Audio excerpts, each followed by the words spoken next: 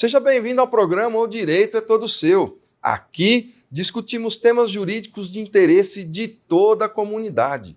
Hoje vamos falar sobre os golpes do Pix e para debater o tema comigo, eu recebo a doutora Emília Garbuio Pellegrini, que é advogada. Seja muito bem-vinda. Obrigada, César. Obrigada a todos, pessoal da FIB, da TV FIB. É um prazer estar aqui de novo no quadro O Direito é Todo Seu. E hoje falando de um assunto tão atual e tão relevante que são os golpes do Pix, né? O Pix, essa modalidade que foi criada para pagamentos instantâneos, ela surgiu no Brasil em novembro de 2020 e ela serve justamente para trazer agilidade, né, nessas operações de pagamento entre pessoas e empresas. E a grande vantagem do pagamento via Pix é que ele pode acontecer 7 dias por semana, 24 horas por dia. Né? Não é igual às outras formas de pagamento que a gente tinha esses limites temporários. O Pix não. O Pix é uma grande vantagem aí que apareceu para os brasileiros, tanto que foi muito bem recebido. Né? Hoje o Banco Central estima que são 550 milhões de chaves cadastradas por quase 136 milhões de usuários, isso até fevereiro desse ano de 2023. Mas tudo que é muito bom tem o outro lado da moeda, né? Essa modalidade de pagamento ela vem sendo muito utilizada pelos golpistas para aplicação de golpes do Pix, né? Que são verdadeiros crimes de estelionato. O estelionato ele é definido no artigo 171 do Código Penal como sendo obter para si ou para outrem vantagem ilícita em prejuízo alheio, induzindo ou mantendo alguém em erro mediante artifício, ardil ou qualquer outro meio fraudulento. Então é isso que o golpista faz no golpe do Pix. Ele induz a vítima a erro, né, usando fraude, induzindo ela a fazer uma transferência em dinheiro, né, uma transferência via Pix, ou outra pessoa no lugar dela para fazer essa transferência, e esse golpista ele se enriquece indevidamente através desse golpe. Eu aposto que você que está assistindo a gente conhece alguém que já caiu no golpe do Pix, ou pode ser ter sido você mesmo a vítima desse golpe, né? Porque é cada vez mais comum. E a gente costuma falar lá no escritório que os golpistas parece que eles adivinham alguma dor sua, alguma ganância, e eles pegam isso de chave para fazer com que você caia nesse golpe. Então, os golpes do Pix são muito variados. Eu trouxe aqui alguns exemplos para a gente discutir hoje, mas pode ter certeza que cada dia aparece alguma coisa nova, né? Principalmente pelos meios tecnológicos que a gente dispõe. Então, cada dia aparece uma coisa nova, mas, né, levando em consideração as causas que a gente pega lá no escritório, o que mais aparece, eu trouxe alguns exemplos para avisar você também, né, para evitar que você, seus familiares e conhecidos caiam nesse tipo de golpe. O primeiro deles é do WhatsApp falso, né? Então, alguém pega um número de telefone diferente, coloca ali a foto de uma pessoa conhecida e manda mensagem para os amigos e familiares, se passando por aquela pessoa e pedindo dinheiro. Então, por exemplo, né? Salva esse número aqui, Emília, eu mudei de telefone, esse é meu número novo. Mãe, eu tô precisando fazer um pagamento hoje, será que você pode fazer para mim? A chave Pix é essa, o valor é de R$3.000. E aquela pessoa, né, o familiar ou o amigo, não sabendo que aquilo se trata de um golpe, acaba fazendo a transferência para o golpista. Então, né, quando a gente entra nas redes sociais, sempre tem alguém postando. Estão se passando por mim, não transfiram dinheiro. Esse golpe acabou ficando muito famoso por causa disso. A gente tem também o golpe do trabalho em meio período. Esse golpe, às vezes você pode ter recebido algum SMS ou terem te colocado em algum grupo no Instagram, onde eles anunciam exatamente isso. Trabalhe meio período e receba até 3, 4, 5 mil reais. Como que isso funciona? Os golpistas, eles simulam uma plataforma de alguma empresa famosa, então, por exemplo, Magazine Luiza, Casas Bahia, Amazon, Shopee, e e atribuem tarefas à vítima, né? E para concluir essas tarefas, ela tem que fazer algumas transferências em dinheiro e no final eles falam que ela vai conseguir a comissão que ela tanto quer, que seria o pagamento pelo trabalho em meio período. Só que ela acaba fazendo algumas transferências, é normal que no começo o golpista até faça um reembolso de um valor muito baixo, né, de 50, 30 reais, mas depois as tarefas vão subindo gradativamente de valor e para que ela supostamente consiga completar a tarefa, ela tem que fazer um investimento muito alto e é aí onde as pessoas acabam parando, né? Mas é tudo uma simulação, não existe plataforma, cada transferência que você faz é para um CPF, um CNPJ diferente, só para induzir a vítima que no final, depois dessa última missão, e nunca é a última, ela vai conseguir recuperar o dinheiro dela e mais as comissões.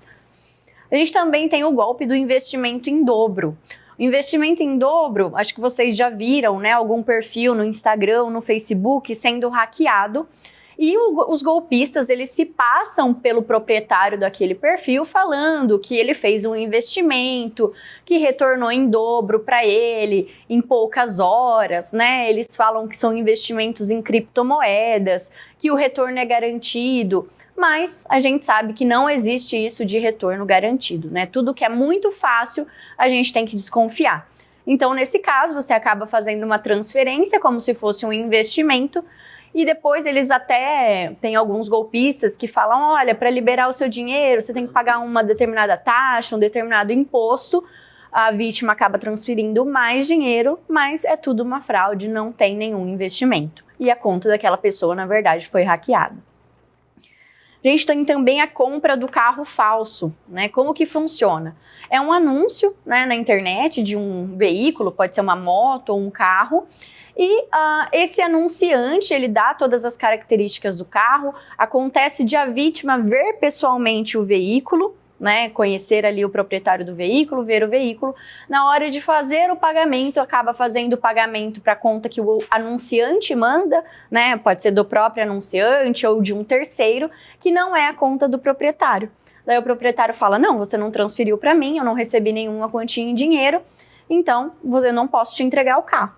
Quando na verdade está todo mundo envolvido no mesmo golpe, né? O proprietário ali finge que ele foi surpreendido, que ele também foi vítima do golpe, algumas vezes ele até vai com a vítima na delegacia para registrar o boletim de ocorrência, mas é tudo um conluio, né? Uma fraude para enganar aquela vítima que acabou transferindo o valor de um automóvel, uma motocicleta, um valor significativo por uma coisa que na verdade era um golpe. E também, um que a gente está vendo bastante esses dias no escritório é o golpe do falso funcionário do banco. Tá até algumas propagandas, alguns bancos fazendo propagandas aí na TV para alertar o consumidor dessa prática. Então você recebe uma ligação, pasmem, tem números que são da própria agência do banco, números oficiais do banco, o golpista até fala para você, olha ali atrás no seu cartão, vê qual número, no cartão de crédito, vê qual número de telefone está ali, e é o mesmo que está te ligando. E você acaba passando uma super confiança para você, né? Às vezes tem alguns bancos que até tocam a musiquinha do próprio banco, o golpista de posse das suas informações, dos seus dados pessoais, você acaba, né, acreditando naquilo, e ele fala que foram feitas algumas movimentações estranhas na sua conta, perguntando se você reconhece essas movimentações ou não. E claro, na hora a vítima se assusta, diz que não foi ela que fez as transações, mas ele fala, calma, eu vou te passar um procedimento e através desse procedimento você vai conseguir cancelar essas transações que foram feitas da sua conta. Daí pode alterar um pouquinho o modus operandi, né? Em alguns casos, o procedimento que o golpista passa é de te enviar uma chave Pix pelo seu WhatsApp, né? Aquela chave aleatória copia e cola, que lá no meio da chave está escrito cancelar, cancelamento. E você acaba copiando e colando aquilo no espaço da chave Pix, no seu aplicativo do banco, mas na verdade você não está cancelando, você está fazendo uma transferência para o golpista. Tem golpistas também que usam o procedimento de autorizar você, ele vai te falando passo a passo para você autenticar o celular dele para que ele consiga entrar na sua conta e movimentá-la. Em alguns bancos, né, não é permitido fazer essa autenticação ali no próprio aplicativo. Então, às vezes, acontece de a pessoa se dirigir ao caixa eletrônico, fazer essa autenticação e os golpistas conseguem movimentar essa conta, né, do dispositivo deles e acabam fazendo altas transações, empréstimos, o que tiver ali disponível. Então, esses, né, foram alguns exemplos que estão aparecendo bastante para gente, para você ficar alerta e não cair nesse tipo de golpe. Olha, fantástica essa sua primeira fala, viu? Você trouxe aí para nós, doutora Emília, alguns exemplos de golpes do Pix.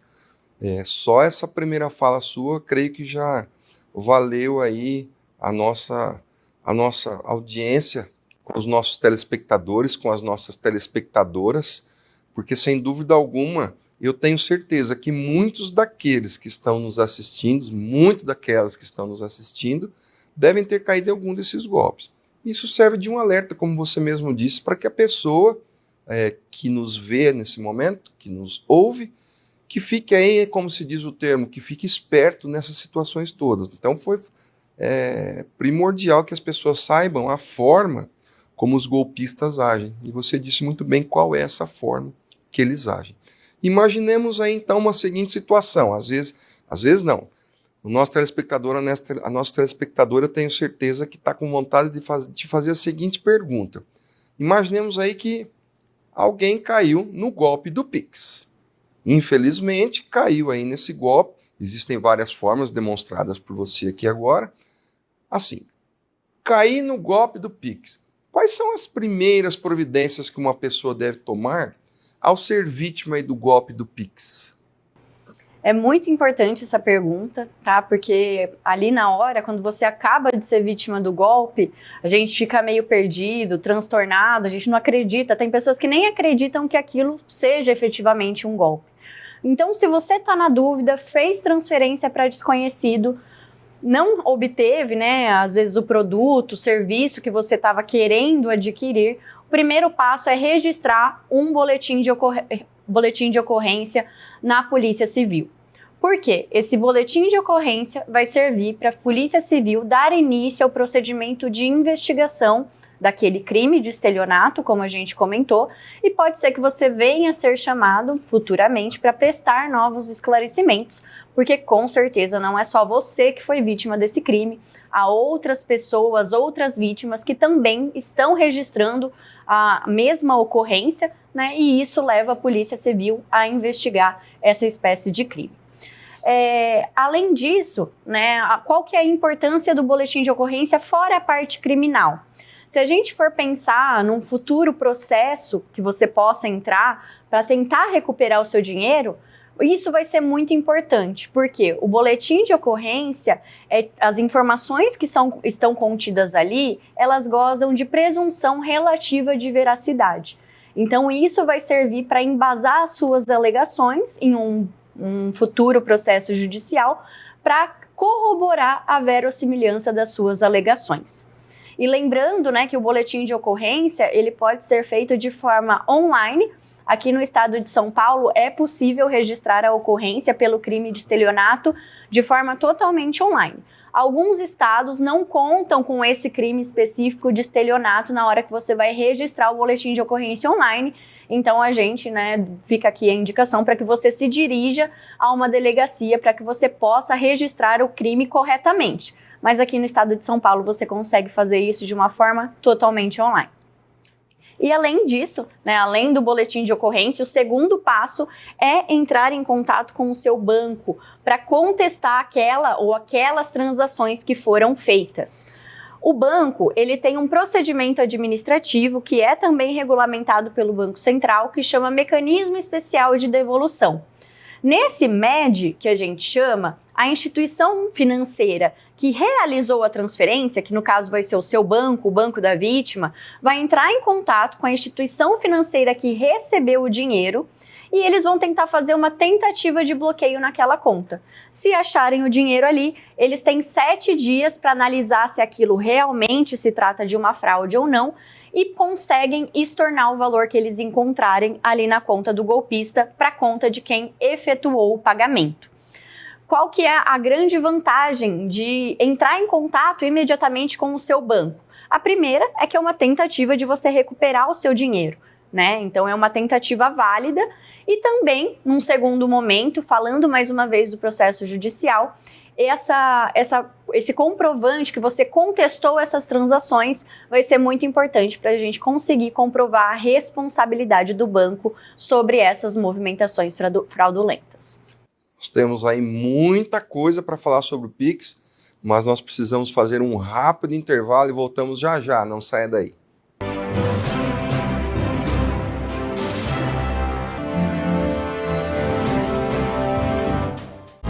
Estar pronto é enfrentar qualquer desafio. É ter conhecimento para decidir no que vale a pena investir. A FIB é a melhor faculdade de Bauru porque prepara o aluno para a vida. Aulas 100% presenciais e mais de 65 laboratórios completos. Comece sem pagar mensalidade e trabalhe já nos primeiros anos. Vestibular 2023. Inscreva-se. FIB, 25 anos. Você pronto para a vida. Aqui estamos na era da informação, em um planeta hiperconectado. O mundo moderno demanda estruturas e serviços que rompam barreiras e transformem vidas. Crescer é evoluir, chegar mais longe acompanhando de perto cada detalhe, em cada lugar e a cada projeto, entregar além do que se espera. A LPNet é fibra ótica, é o presente e o futuro.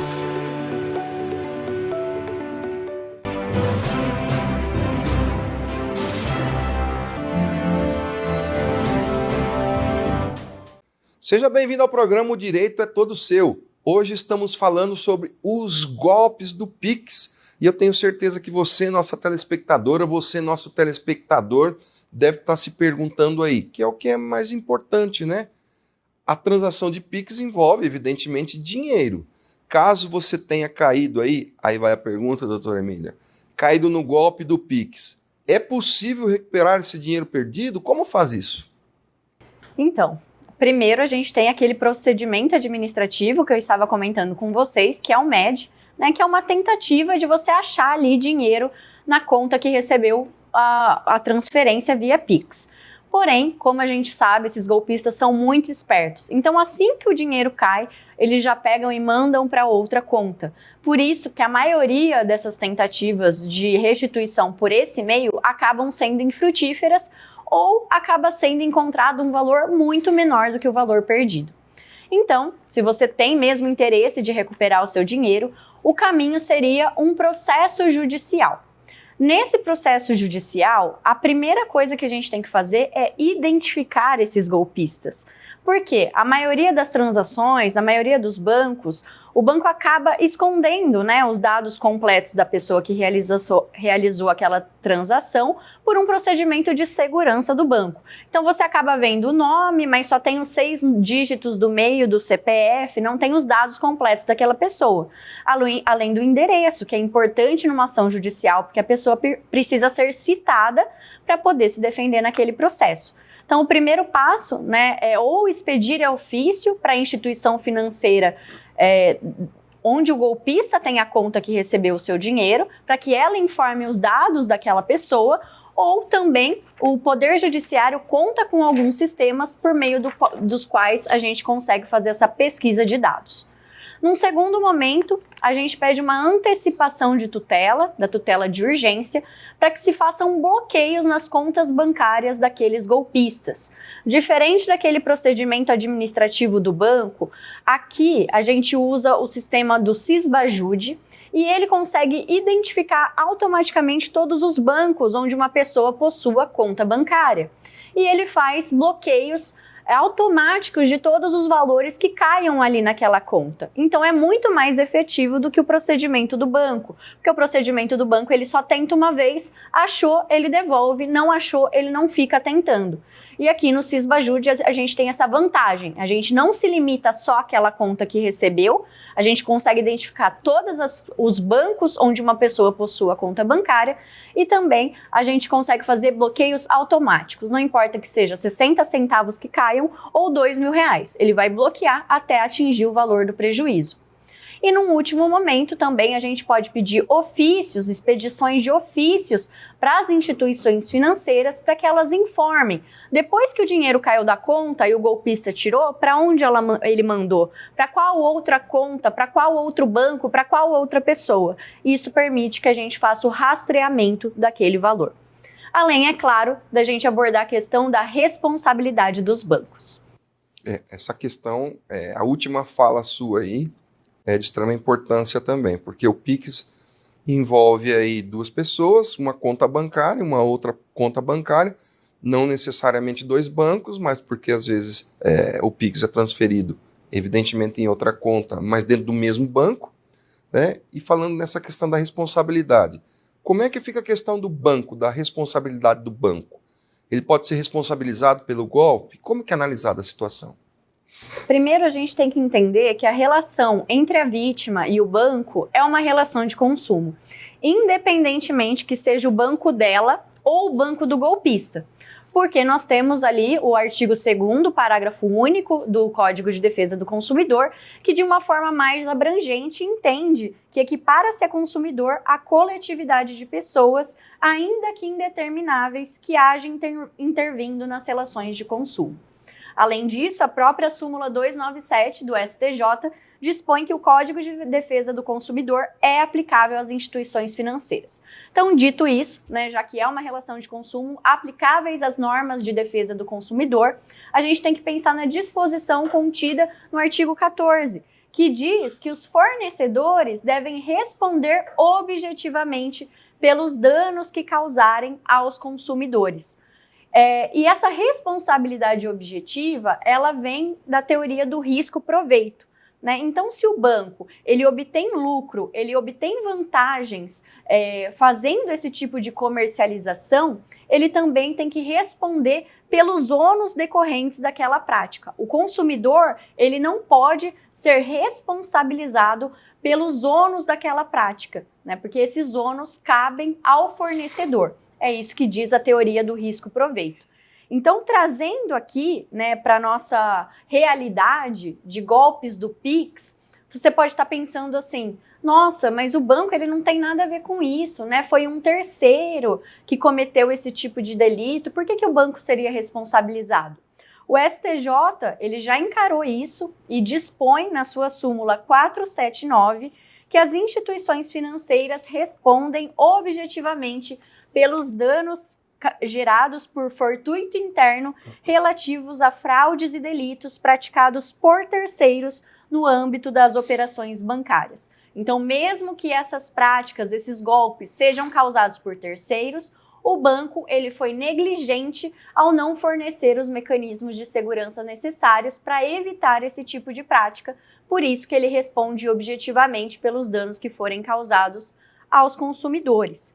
E eu também queria ressaltar aqui, né, aproveitando que a gente está falando mais de golpes do Pix, de transações Pix, a resolução número 1 de 2020 do Banco Central, que foi ela que instituiu os arranjos Pix aqui no Brasil, ela tem algumas disposições interessantes sobre a responsabilidade dos bancos, né, que autorizam e contam com esse tipo de movimentação. Então, aqui a gente tem que pensar tanto no banco da vítima, que fez a transferência, que permitiu que a transferência acontecesse, quanto o banco do golpista, que aceitou essa transferência. Lá no artigo 32 da resolução, a gente dispõe que os participantes do Pix devem zelar pela segurança do Pix, devem responsabilizar-se por fraudes no âmbito do Pix, decorrentes de falhas nos seus mecanismos de gerenciamento de riscos e devem utilizar as informações vinculadas às chaves Pix para fins de segurança do Pix, como um dos fatores a serem considerados para fins de autorização e rejeição de transações no âmbito do Pix. Depois, quem tiver curiosidade de ler mais a fundo essa resolução, não vou ficar citando o artigo porque acaba ficando chato, mas o artigo 38 trata da responsabilidade dos bancos que fazem a transferência, né, que eles chamam de prestador de serviço de pagamento do usuário pagador, e o artigo 39 dispõe sobre a responsabilidade dos serviços de pagamento do usuário recebedor. tanto um quanto o outro, né, tanto o banco da vítima quanto o banco do golpista, tem a obrigação de rejeitar uma operação Pix quando houver fundada suspeita de fraude. Por isso que lá no começo, quando a gente estava falando da importância de comunicar o banco, instaurar o procedimento de contestação dos Pix, por isso que eu falei que era tão importante. Porque aqui, né, no processo judicial, quando você apresentar esse comprovante que você tentou esse procedimento administrativo, não tem como o banco se eximir da responsabilidade, porque ele sabia que sobre aquela operação havia uma fundada suspeita de fraude. E além disso, a gente também pode pensar na responsabilidade do banco do golpista, né, que recebe a transação, quando a gente está falando de controle sobre a abertura de contas. Então, quem aquele banco permite que abra conta? Né? Que tipo de checagem de documentos ele está fazendo sobre aquelas pessoas? Então, isso também deve ser levado em consideração. Além do fato, né, de que em alguns casos de golpes específicos, como o golpe do falso funcionário, fica evidente que houve vazamento de informações, porque muitas vezes o golpista ele tem conhecimento dos dados da vítima e dos dados bancários da vítima, das movimentações da conta da vítima. Então aí o banco também responde sobre o vazamento dessas informações frente à Lei Geral de Proteção de Dados. Tá aí. Nós estamos aí caminhando para o final, nós temos uns 2 minutinhos aí, mas é o seguinte, quais dicas você daria aí para as pessoas para que evitem cair nesse golpe, né, ou nos golpes do Pix? E vamos imaginar que alguém tenha caído no golpe do Pix, né, e está aqui agora nos assistindo, neste momento. Que dica você daria para essa pessoa também? Bom, eu trouxe uma série de dicas aqui para vocês, porque os golpes são muito variados, né? Então a gente tem que pensar de uma forma abrangente, mas pensando em e-mails, que também existem golpes do boleto falso e etc., sempre verifique o remetente daquelas mensagens, né? Não clique em links desconhecidos, nem faça transações por informações que você recebeu por e-mail, que você não conhece quem te mandou aquele e-mail, né? Cheque sempre o remetente daquele e-mail. Nunca clique em links recebidos por WhatsApp, e-mails, redes sociais, SMS para cadastrar chave Pix. Isso não existe. O cadastro de chave Pix deve ser feito diretamente no aplicativo do banco ou no Internet Banking, né, por meio do seu desktop ou na própria agência bancária. Não compartilhe o código de verificação quando você realiza o cadastro da chave Pix. Né, alguns golpistas te ligam para fazer esse procedimento e pedem para que você confirme esse código de verificação. Nunca forneça essas informações. E falando já de ligações telefônicas, os bancos eles não costumam fazer esse tipo de autenticação, de verificação por telefone. Então, recebeu uma ligação se passando pelo banco, desconfie. Não forneça seus dados pessoais, não forneça senhas, não clique em links, não baixe aplicativos. Se você tiver qualquer dúvida, se dirija à sua agência bancária. Também, né, não faça transferências para amigos, parentes, sem antes confirmar se são eles mesmos que estão pedindo aquela movimentação, né, aquela transferência. Então, liga por vídeo, confirma se é ele mesmo que está pedindo ou encontre pessoalmente para que você tenha essa segurança. Não confie em nenhum mecanismo de cancelamento de Pix, de chave, copia e cola. Pode estar escrito cancelar, cancelamento. O cancelamento de Pix não é feito dessa forma, tá? E para aumentar também a segurança do seu próprio dispositivo, você pode estabelecer limites para suas transações Pix, né? Estabeleça ali um limite diário ou um limite noturno. Passou de certa hora, você não consegue mais fazer transações Pix. Para aumentar a sua segurança, coloque senhas tanto no seu celular quanto nos aplicativos do banco, né? De preferência uma autentificação em 2 fatores, tem alguns bancos que já contam com esses mecanismos, e tem alguns bancos, inclusive, citando aqui o exemplo da Nubank, que ela tem um modo rua. Então você só consegue, quando você ativa esse modo rua, você só consegue fazer transações Pix se você tiver logado, né, em algum Wi-Fi que esteja registrado como confiável. Se você sair daquelas redes, você não consegue mais fazer esse tipo de transação, o que é muito bom, ajuda bastante a gente. Enfim, e se você já caiu em um golpe do Pix, o que eu posso te falar é que o fator tempo é crucial. Então, quanto antes você agir, mais chances você tem de recuperar o seu dinheiro. Então, faça o boletim de ocorrência, entre em contato imediatamente com o seu banco para contestar aquelas transações e não hesite, entre em contato com um advogado especialista para que você tenha mais chances de recuperar o seu dinheiro. Tá aí, muito bom. Infelizmente, chegamos ao final do programa, teríamos aqui mais um monte de informação para passar, mas já fica aqui o convite, doutora Emília, para que volte numa outra oportunidade, né, para a gente brindar aí nosso telespectador, nossa telespectadora. Muito obrigado pela presença aqui e eu agradeço principalmente ao nosso telespectador, à nossa telespectadora. Muito obrigado a você, pois o programa é feito, pensado para vocês.